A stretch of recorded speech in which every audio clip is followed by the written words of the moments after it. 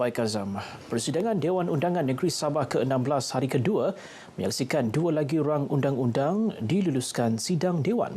Ia melibatkan rang undang-undang RUU Enactment Peruntukan Diraja Pindaan 2022 dan Enactment Anggota Pentadbiran dan Ahli Dewan Undangan Saraan Pindaan 2022. Ketika membentangkan RUU ini, Ketua Menteri Datuk Seri Panglima Haji Jinur berkata ia bertujuan meminda jadual kepada Enactment Peruntukan Diraja 1963 bagi menaikkan saraan peribadi yang di-Pertua Negeri daripada RM215,280 setahun kepada RM301,392 setahun. Enactment tersebut mula berkuat kuasa pada 1 Mac 2022.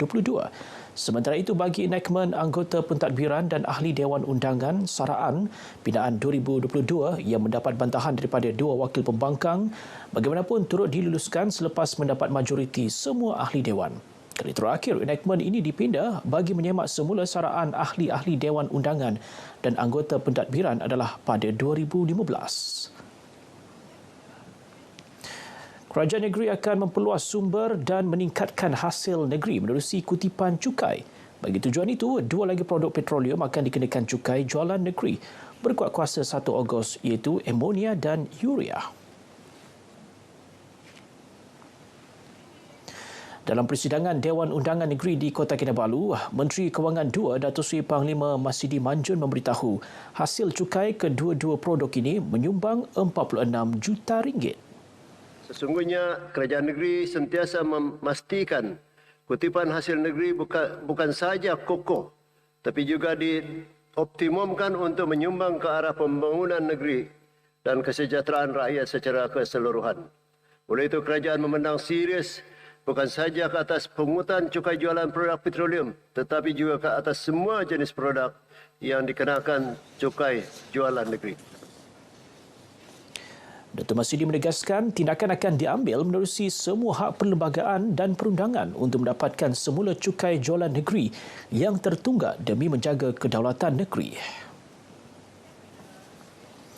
Pelbagai langkah diambil Kementerian Pembangunan Masyarakat dan Kesejahteraan Rakyat bagi mengatasi kesan inflasi dan kenaikan harga barang yang membebankan. Satu jawatankuasa ad hoc juga ditubuhkan bersama KP dan HEP dan MAFI untuk mencari mekanisme penyelesaian. Pelaksanaan Ops Pasar, Ops Menu dan Ops Catut di seluruh negeri bagi menangani isu kenaikan harga barang tertentu. Saya dengan ini menyeru para pengguna untuk menggunakan hak pengguna mereka dalam mendepani kemungkinan kenaikan harga barang yang tidak munasabah. Datuk Syah Helmi menjawab soalan yang diajukan Adun Senalang Datuk Seri Panglima Syafiee Apdal dalam persidangan Dewan Undangan Negeri di Kota Kinabalu. Dalam pada itu, Datuk Syah Helmi memaklumkan Sabah juga akan menerima tambahan kuota minyak masak paket sekilogram sebanyak 5,661 metrik tan sebulan selain usaha mengeluarkan minyak masak jenama Sayang sebelum hujung tahun bagi menambah bekalan minyak masak di pasaran. Tindakan proaktif terus dilaksana Jabatan Air bagi mengatasi krisis bekalan air di Sabah. Ia termasuklah mengadakan perbincangan secara komprehensif serta mengadakan bengkel dan kajian hala tuju air Sabah.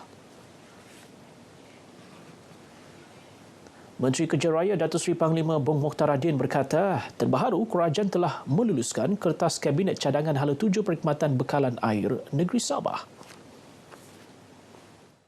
Bulan Mac yang lalu, Kabinet telah meluluskan dan sekarang ini konsultan bertauliah sedang kita pilih, lantik untuk membuat kajian seterusnya.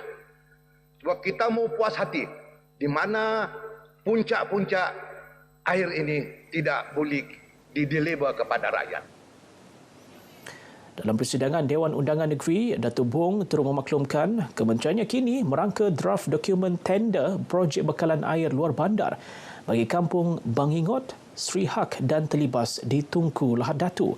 Proses perolehan dijangka dilakukan tahun ini manakala pembinaan dilaksanakan tahun depan. Sementara itu, kawasan yang tidak tersenarai seperti Kampung Tambisan, Simuning dan Mundas akan dicadangkan dalam rolling plan keempat RMK 12. Penilaian Taman Kinabalu untuk pengiktirafan sebagai UNESCO Global Geopark kini dijalankan melibatkan 3 daerah iaitu Ranau, Kota Belud dan Kota Marudu dengan Taman Kinabalu sebagai lokasi terasnya. Sesi penilaian berlangsung 5 hari oleh 2 penilai dilantik UNESCO. Tapak pertama yang kita kunjungi ialah Taman Kinabalu sebagai satu kawasan teras ataupun core area bagi Kinabalu Geopark ini. Selepas ini kita akan berkunjung ke kampung-kampung seperti Kampung Kiau Nulu dan demikian juga kampung di daerah-daerah Kota Belud dan juga kampung-kampung di daerah Kota Marudu sebelum kita berkunjung semula ke Poring di daerah Ranau, Kompleks Sukan Ranau itu sendiri. Di hari yang kelima itu pada 21 hari bulan Julai ini kita akan berkumpul semula dan membuat perbincangan mengenai hasil-hasil penilaian untuk penyelarasan bagaimana penilaian itu akan dilakukan selanjutnya. Beliau memberitahu media ketika ditemui dalam sesi penilaian di Taman Kinabalu Ranau. Menurut Dr. McLaren, pengiktirafan ini bukan hanya menyentuh mengenai pemuliharaan, malah turut merangkumi manfaat sosioekonomi kepada penduduk setempat menerusi sektor pelancongan. Baik, paparan itu mengakhiri perkembangan dari negeri di bawah bayu. Kembali bersama